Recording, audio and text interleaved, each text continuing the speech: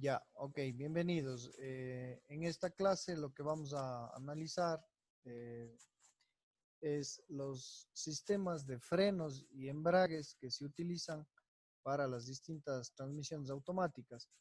Estamos, digamos, de alguna forma analizando elemento por elemento dentro del gran conjunto de sistemas o subsistemas que existen dentro de las transmisiones automáticas. Y bueno, el objetivo de esta clase, que va a ser cortita, porque realmente el contenido es bastante corto, pero bastante interesante, diría yo, porque hay que verlo, hay que conocerlo, ¿no? Inge, una consulta, yo lo escucho bajo, no sé si soy yo o es usted. No Sí, sé. Inge, se le escucha un A poco bajo. ver, sí tengo problemas con el micrófono. No sé si ahí me puedan escuchar mejor. Ahí sí. Ya, Sí, ok, entonces, amigos, lo que les decía, básicamente hoy vamos a hablar sobre frenos y embragues de las transmisiones automáticas.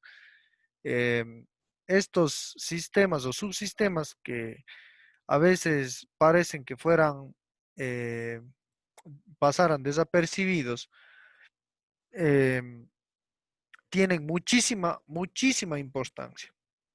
Voy a hacer una anotación acá.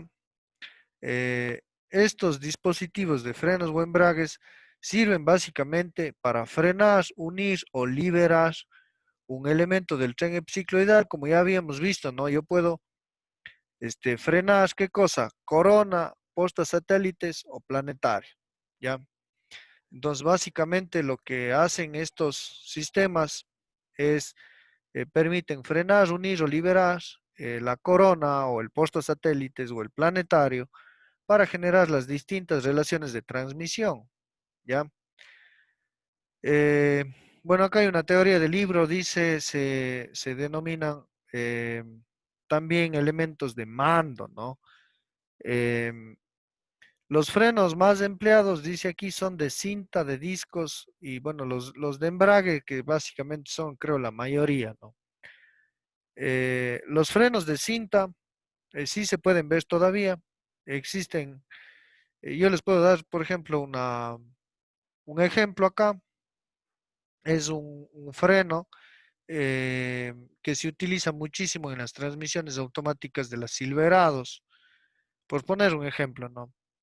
Em, bueno, estos elementos, pues básicamente son, son accionados a través de un émbolo, ¿ya? A través de un émbolo aquí. Eh, voy a enfocar acá. Aquí tenemos un émbolo, ¿no? Un émbolo hidráulico. Y por poner un ejemplo, lo que sucede es que, digamos, este tambor que lo vemos aquí, ¿ya? Esto puede ser bien, por ejemplo, ¿qué cosa? Esto podría ser, por ejemplo, la corona de un tren epicicloidal, ¿sí o no? Entonces, alrededor de este tambor, miren que en esta zona, ¿no? Aquí existe una cinta, ¿ya? Existe una cinta. El momento en que este émbolo se desplaza, ya sea hacia allá o ya sea hacia acá, este, este elemento se desplaza igual aquí, haciendo que la cinta se apriete más o se afloje en la circunferencia del tambor. En su forma física lo podemos ver acá, fíjense, aquí tenemos justo en esta pastecita, ahí estaría aquí en esta zona, estaría el émbolo, ¿no es cierto? Aquí está la cinta, si ustedes lo ven, ¿sí? Y aquí estaría el otro lado de la cinta, ¿no? Esto estaría envolviendo prácticamente al tambor y cuando el émbolo actúe hidráulicamente, ¿no? Cuando reciba presión hidráulica en este punto, lo que va a suceder es que va a actuar sobre esto, haciendo que el disco llegue a cerrarse, ¿no? Entonces, de esa forma se cerraría, el disco se comprimiría de esta forma y pues actuaría el freno para, por ejemplo, frenar la corona, ¿no? Por poner un ejemplo, la corona de un tren epicicloidal. Entonces, ese es un tipo de frenos que tenemos acá son de cinta, ¿ya? Creo que un poquito más acá está la cinta, se la puede ver aquí, ¿no? Que está un poco mejor explicada a lo largo de la circunferencia. Tal vez para que ustedes noten ya en el tema un poquito de diagnóstico, a lo mejor esta cinta sobre esta cara de aquí es como si nosotros tuviéramos, este, perdón, no ahí, sino a lo mejor aquí. Sobre esta cara, esta carita de aquí, eh, esta cara tiene un recubrimiento muy similar al disco de embrague, ¿no? De un embrague, por ejemplo, común y corriente, que sería de asbesto o de un material que permita friccionar, ¿no? Esto ya sería metal, entonces los elementos que sufren desgaste definitivamente son las caras de la cinta y eventualmente cuando se reparan las transmisiones estos frenos deben ser directamente reemplazados, es decir, se coloca una nueva cinta, ¿no? Se coloca un nuevo freno, ¿ya? Entonces es un poquito como para que lo vayan tomando en cuenta a la hora de a lo mejor cambiar o hacer reparación, ¿no? Por otro lado, nosotros tenemos acá estos elementos que son frenos de disco, están compuestos básicamente por varios discos, ¿no? Varios discos. Unos exteriores que apoyan en la carcasa del cambio y otros interiores unidos al componente del cambio a frenar, ¿ya? Eh, También están compuestos estos elementos, como les había comentado en la cinta, también tienen, aquí se puede apreciar de mejor forma, casi que en vivo y en directo, la cara de fricción que tienen estos discos, ¿no? Que digamos son de este tipo. Eh, aquí hay una teoría un poco sobre cómo están conformados. Están formados básicamente por un forro de fricción pegado por celulosa, dice, ¿no? Un material plástico que se llama arami, aquí dice, ¿no? Es resistente y resinas fenólicas, ¿ya? Mientras tanto que los discos exteriores, es decir, se conforman, ¿no? Por unos platos de acero, es decir, van intercalados, ¿no? Un disco de acero y un disco de este tipo de acá, ¿ya? Entonces, iría intercalado acá, acá se puede ver un poquito más la imagen. Eh, yo voy a hacer un zoom por aquí, voy a hacer un zoomcito, creo que ahí, ¿ya? Entonces, ¿qué sucede? Que básicamente estos frenos están alojados, digamos, en una carcasa, ¿no? Puede ser la misma carcasa, muy similar a la carcasa de alojamiento de la corona de un tren episicloidal, o puede ser la carcasa de la caja de cambios para frenar a lo mejor un eje, dependiendo de la aplicación, ¿no? Y habíamos visto en el video también las distintas posibilidades. Entonces, lo que existe acá, amigos, es un ingreso o una entrada de presión hidráulica a este sistema, ¿ya? Aquí existe este émbolo, ¿ya? Este émbolo que sufrirá un desplazamiento en función de la presión hidráulica que le generemos para actuar sobre los elementos de estos que están acá, ¿no? Entonces, en este caso, fíjense, los discos, ¿ya? Que son estos de acá, tienen, como les había dicho, tienen estos elementos. Este sería la carita de material que se desgasta, por poner un ejemplo, y este de aquí, el de rosado, que voy a graficar ahora, sería, por ejemplo, el material de disco metálico. Entonces iría intercalado, ¿no? Un disco metálico, un disco de fricción, un disco metálico, un disco de fricción, un disco metálico, un disco de fricción y en ese orden. Entonces, por ejemplo, los discos de fricción estarían, digamos, ya acoplados acá en esta parte, fíjense ustedes, a un eje, ¿no? Entonces esto ya estaría siendo parte de un eje, ¿no? Que estaría rotando.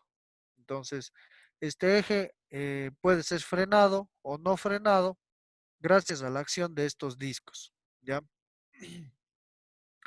Entonces, en este caso se comportaría así. Creo que acá tenemos un zoom un poquito mejor de cómo quedaría la cosa. Un disco metálico, perdón, un disco de fricción, un disco metálico, uno de fricción, un disco metálico.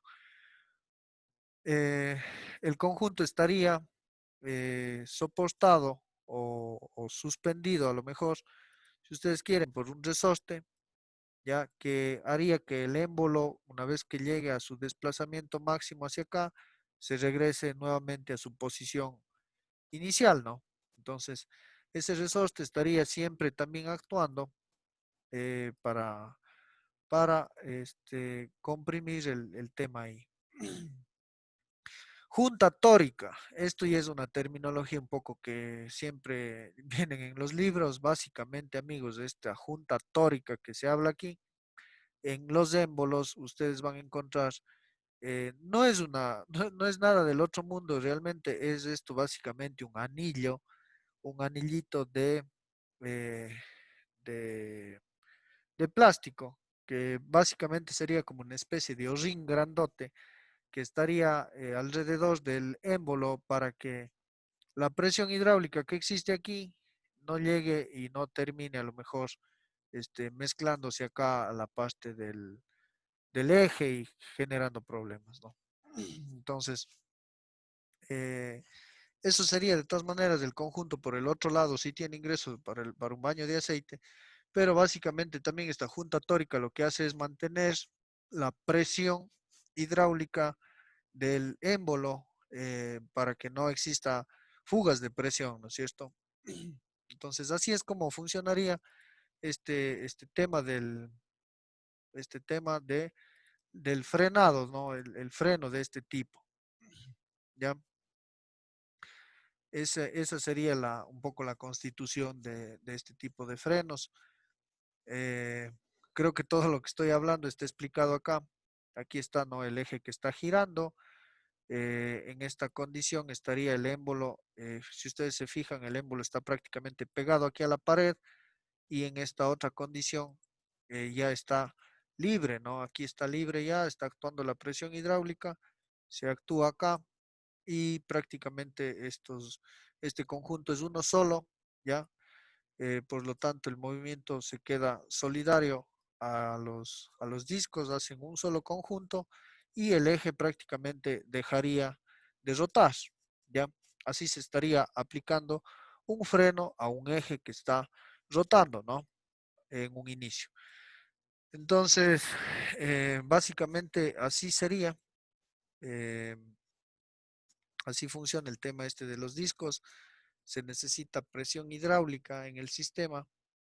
Ahí está, ¿no? La comparativa sin accionar reaccionado. También tenemos embragues de discos. Vamos a ver qué diferencia hay. Los embragues son elementos de mando que se emplean para acoplar o separar los componentes de un tren bicicloidal. Su constitución y funcionamiento es básicamente lo mismo.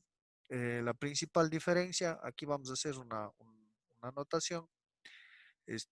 La principal diferencia es la entrada de la presión al conjunto y por la incorporación de una válvula de descarga de presión. Eh, en los embragues de aceite accede al émbolo de mando por las ranuras y taladros practicados en el eje de la corona del conjunto. Estas canalizaciones se encuentran selladas por juntas. Ya, eso sería entonces eh, lo que se hace en todo caso. Si ustedes se fijan, no está, digamos, frenando un eje, sino más bien lo que está haciendo es acoplar elementos, ¿ya? Para ejemplificar acá, creo que está bastante claro. Por aquí entra la presión hidráulica y toda la cosa actúa sobre el conjunto. Básicamente lo que está uniendo es este cuerpo de aquí, ¿ya? que esto vendría siendo a lo mejor un tren epicicloidal X, y con este embrague de acá, lo que estaría uniendo es otro tren epicicloidal Y, ¿ya? Entonces, básicamente lo que está aquí es haciendo solidaridad, o está uniendo, está haciendo solidario el epicicloidal Y con el epicicloidal X, por poner un ejemplo, ¿no? Esa es la diferencia entre un embrague y un freno. El embrague básicamente lo que hace es conectar este eje de aquí para que giren en conjunto, ¿no? A diferencia de un freno que básicamente lo que hace es frenar un elemento de la corona o del disco. Eh, Eso sería en cuanto a los frenos. Si bajamos un poquito más, por acá tenemos el tema de acoplamiento de frenos y embragues. Aquí está un poquito explicada la presión, cómo se comporta. Eh, Cada velocidad tiene acoplado, dice, uno o varios elementos de mando, embragues o frenos, que se encarga de transmitir la fuerza o frenar al componente del tren epicicloidal. El acoplamiento del elemento se realiza con una presión de mando fijada, por ejemplo, 8 bares, ¿ya? Entonces, en este caso, miren, está conectado el 100% del pas y está generándose presión, ¿no es cierto? Aquí está el manometrito, este estaría directamente midiendo la línea de presión que existe. Aquí, al accionar el elemento de mando para accionar los frenos o los discos, llamémoslo así, y acoplar prácticamente, como yo les dije, hacer esto que sea un solo elemento, ¿no? eh, Conectado aquí el 100% del pas, y por acá estaría desconectado, y acá también estaría pues prácticamente cero bares, ¿no? Es decir, no hay presión, por lo tanto esto se desplaza hacia acá.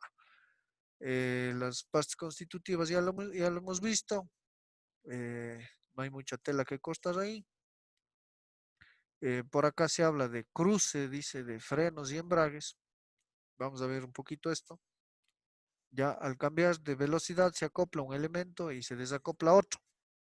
Ya este cambio no es brusco, sino que un elemento empieza a resbalar cuando el otro inicia el acoplamiento.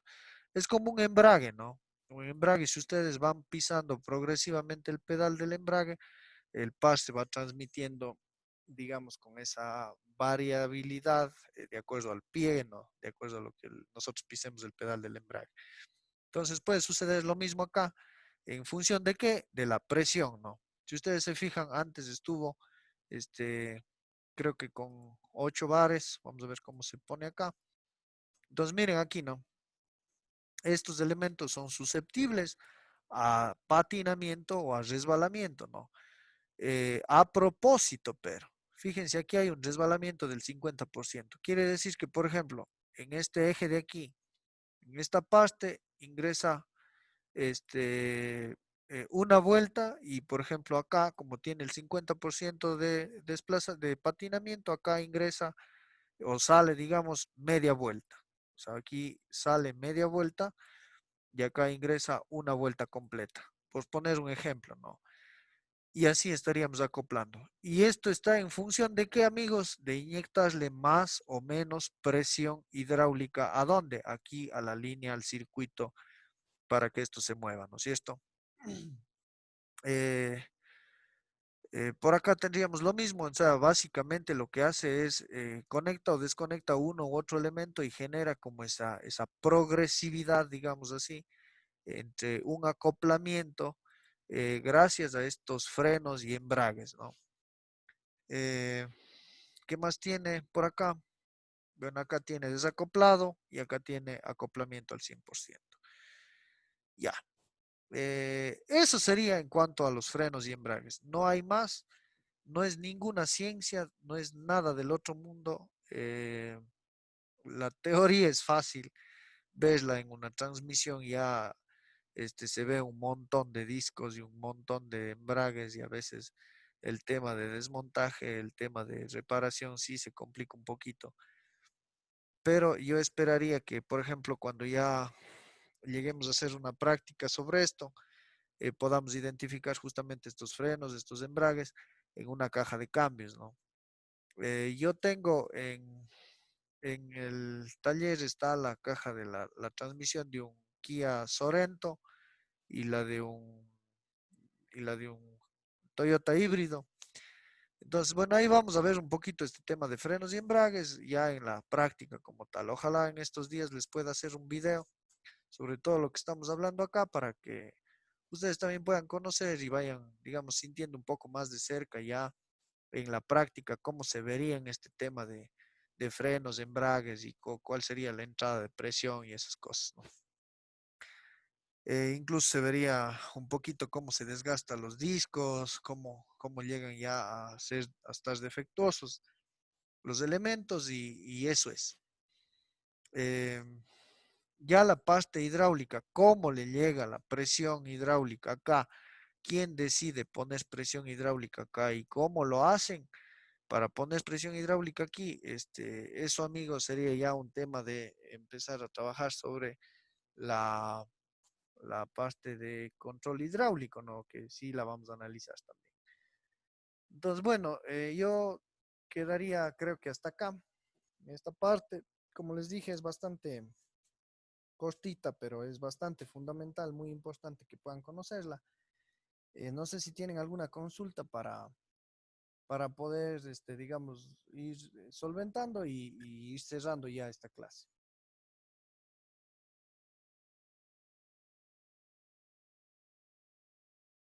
O preguntaré yo otra vez, pues, a ver cómo nos va. Dije, tal vez una pequeña aclaración sobre el freno y el embrague. Ya, Bueno, porque el freno en sí, o sea, frena, pero el embrague más o menos hizo entender que tal vez transmite así, algo de eso.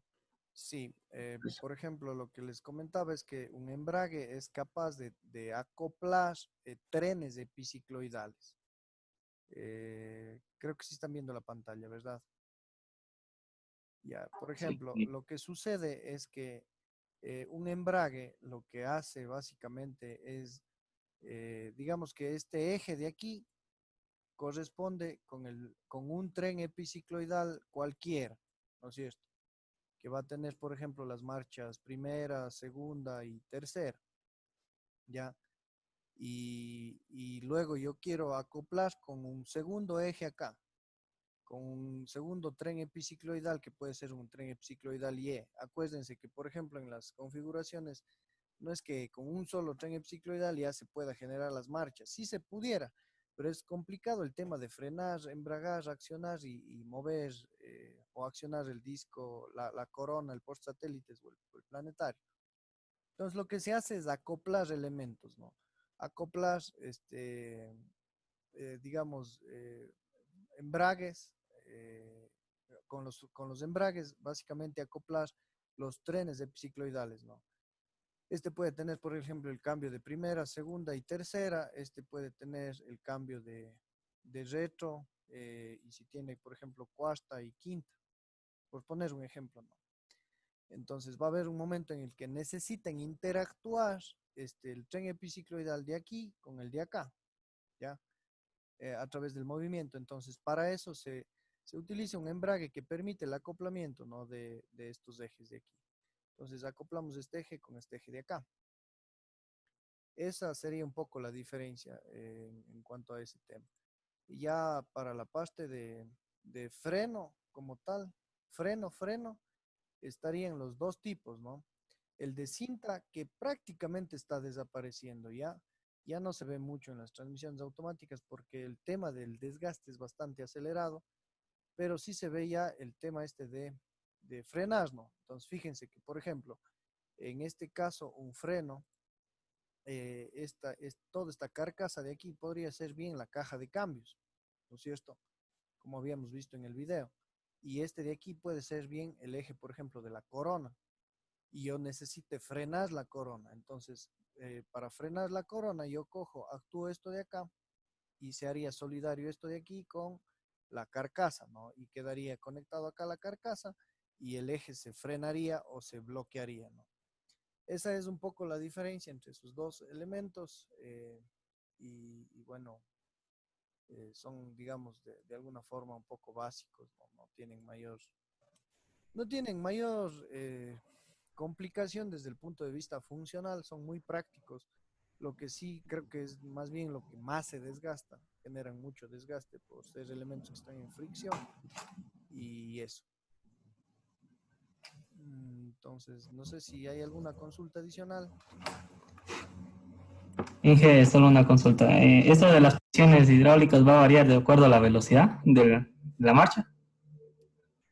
No, ¿O eh, es fija? no, o sea, puede ser fija, ¿no? Un bloqueo que sea, digamos, de golpe, ¿ya? Puede ser fija, pero, aquí viene el pero. Si está viendo la pantalla, ¿no? Sí, Inge, solo un poquito sube el volumen al micrófono, que no se lo Allá, escucha mucho. así, así. Allá. Este, lo que vemos acá es que, por ejemplo, puede ser de golpe, ¿no? De golpe. Es decir, si yo quiero coger y conectar un elemento, tran, acoplar el eje así, entonces yo, ¿qué es lo que hago? Cojo y en esta línea de presión hidráulica meto la máxima presión. En este caso, miren, 8 bares, ¿no? 8 bares de presión ahí que se generará a través de la bomba hidráulica y prácticamente esto hará una conexión inmediata, ¿no? ¡Tran! Se conectaría inmediatamente. Eh, Eso podría ser en una condición que se necesite para la transmisión, ¿no? Inge, Pero también puede existir una condición en la que deba ser progresivo, es decir, que el acople de movimiento se genere de forma progresiva. Es decir, este está girando, haga de cuenta que este está girando, por ejemplo, a 5000 RPMs, ¿ya? Y yo no voy a coger y le voy a meter las 5000 RPMs de tacada acá. ¡Tran! Capaz los esfuerzos generados en los ejes van a generar que se produzca, a lo mejor que algo se rompa o suceda alguna cosa, ¿no es cierto? Entonces, por eso, ese elemento que genere, digamos, este resbalamiento, puede ser progresivo en función de la presión hidráulica que usted le meta al sistema.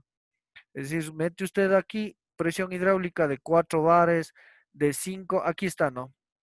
Si usted quiere conectar esto de acá, perdón, si usted quiere conectar esto de acá, usted va incrementando la presión, incrementando, incrementando, incrementando, incrementando, incrementando. Entonces, ¿qué pasa? Que usted tiene una conexión progresiva entre los dos elementos, ¿no? No es, digamos, de tacada. Eso para conectar dos elementos. Un tren epicicloidal X y un tren epicicloidal Y, por poner un ejemplo, ¿no es cierto? Recalcando lo que habíamos comentado. Eso sería joven Jimmy. Eh, no sé, ¿alguna cosa más tal vez? Por mi parte, eso es todo, Inge. Ok. Eh, joven Jason Kishpi, ¿está todo bien? ¿Hay alguna consulta? ¿Alguna cosa?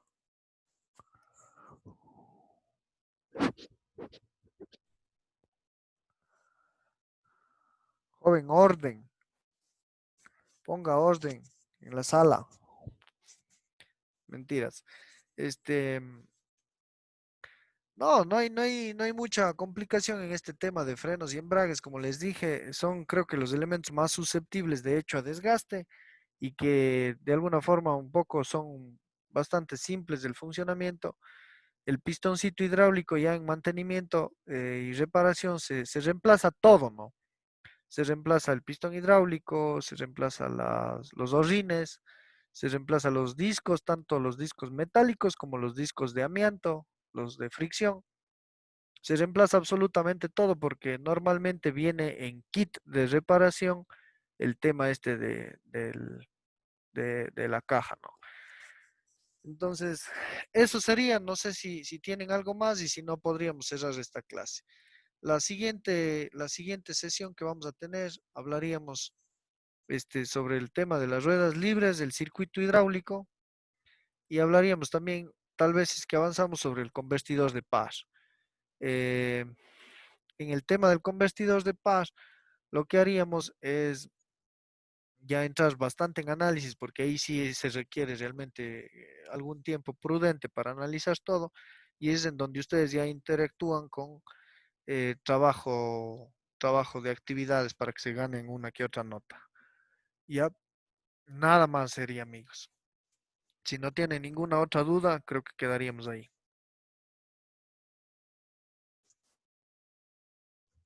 No creo, Inge, que quede dudas. Sí, está todo bien, Inge. Ok. Listo, amigos. Muchas gracias. Una buena noche. Gracias, Inge. Ok. Gracias, Inge, igualmente. Ya, Inge, Gracias, Inge, gracias. buenas noches. Ok, Dije, señores. buen Hasta día, luego. buenas noches.